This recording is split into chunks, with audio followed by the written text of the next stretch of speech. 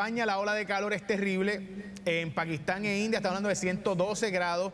Puerto Rico ahora se une, obviamente, y el Caribe a estas olas de calor, pero ridículas, que no son las peores del mundo, by the way, pero ciertamente es para nosotros no normal, y la Autoridad de Energía Eléctrica no da abasto ante el consumo. Para que tengan la idea, ayer se consumió casi 400 megavatios más que el mismo día el año anterior y casi 400 más que el año anterior, así que estamos hablando de cantidades sustanciales de consumo energético, en gran medida por la ola de calor. Cuéntanos sobre esto, qué es lo que está pasando y hasta cuándo.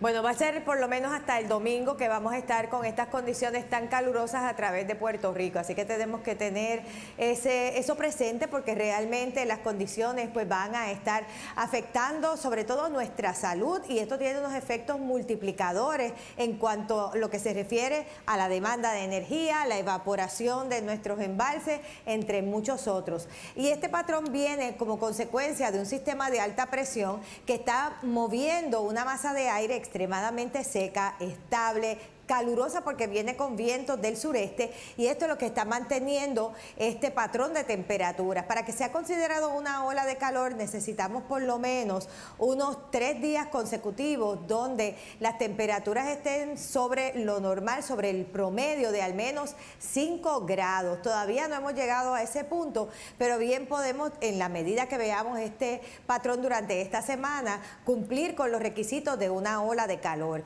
El calor se ha convertido en un riesgo, y así ha sido aceptado no solamente por las Naciones Unidas, pero también por las diferentes instituciones, en un riesgo para la salud pública. Por esta razón, el Recinto de Ciencias Médicas, a través de su Departamento de Salud Ambiental, junto con el Servicio Nacional de Meteorología, unieron esfuerzos para poder establecer unos umbrales de temperaturas y de índices de calor para denominar ola de calor, para cuándo se emiten las advertencias, vigilancias y avisos de este tipo de eventos, que como sabemos pues está íntimamente atado al tema del calentamiento global y por ende del cambio climático. Okay. Ada, antes de, quisiera ver si me puedes enseñar gráficamente, o sea, porque la parte sur no le está pasando lo mismo, es porque los vientos al venir del sur, pues ellos cogen menos calor que el norte.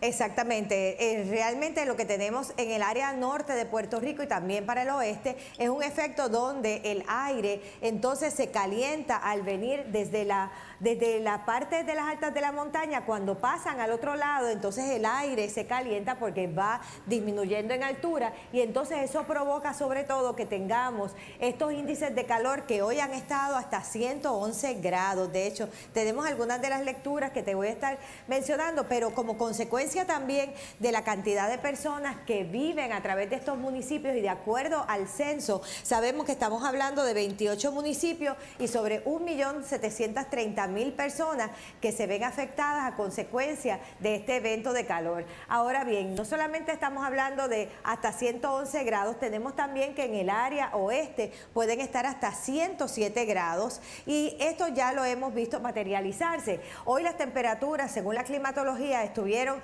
3 grados por encima de lo normal en el área de San Juan, pero esto es precisamente en el Aeropuerto Internacional Luis Muñoz Marín, y esto no representa necesariamente lo que estamos viviendo en el área de Río Piedras, en las áreas urbanizadas, donde sabemos que se forman esas islas de calor en el cual el calor se concentra y entonces hace que esos índices a su vez sean extremadamente altos. Aquí les presento cómo hemos visto a través de varios municipios. Por ejemplo, Dorado ha tenido un índice de calor de 107, San Juan de 103, Fajardo también tuvo 107, Guayama con 105, Cabo Rojo con 107, Mayagüez con 105 grados. Y estos valores afectan la salud, sobre todo porque afectan la forma en que nuestro cuerpo trata de responder a ese incremento de temperatura. Primero que todo es importante que sepan que advertencia no es lo mismo que aviso. Aviso es cuando entonces ya llegamos a 113 grados, y sí ha ocurrido en Puerto Rico. De hecho, ya hemos tenido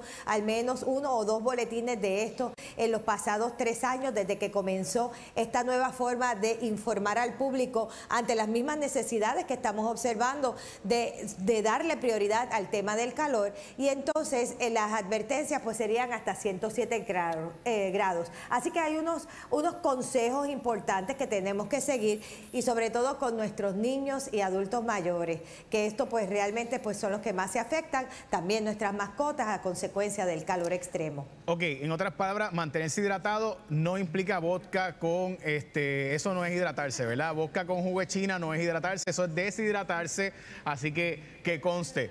Y si te da una calor terrible, dicen, porque yo no sé. Entonces, Ada, solo se supone que me vayas, ¿verdad? Y que lo dejes hasta aquí, porque tú vas a estar ahorita a las 3:55, 3:54 dando mucha más información. Pero te quiero hacer una pregunta sobre cómo funciona esto del calor, porque las lluvias de mayo, entonces, ¿cuándo llegan? Porque yo quería coger la suerte a ver si el mes que mejoraba y la cosa, ¿verdad? No me daba tanta hambre, pero para mojarme, o sea que las lluvias de mayo no vienen hasta la semana que viene.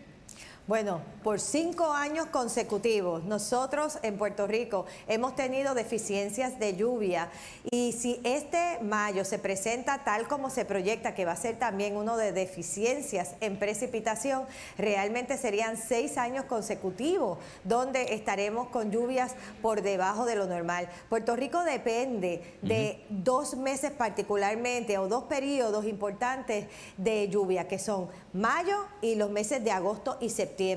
Y hemos visto cómo hemos perdido ese pico de precipitación de mayo, y eso tiene unas implicaciones en el manejo de nuestros embalses, en los manejos de recursos de agua, porque estamos perdiendo lluvia en Puerto Rico, y eso lo estamos viendo con los eventos de sequía y los eventos de deficiencia de lluvia que se están haciendo más frecuentes. Sí, porque lo que tú has dicho es que el cambio climático precisamente lo que trae es que cuando llueve, llueve a cántaros por una cosa extrema en bien poquito tiempo, y por tanto esa es agua que no podemos básicamente almacenar, y con todo lo que eso implica, ¿no? De los embalses y demás.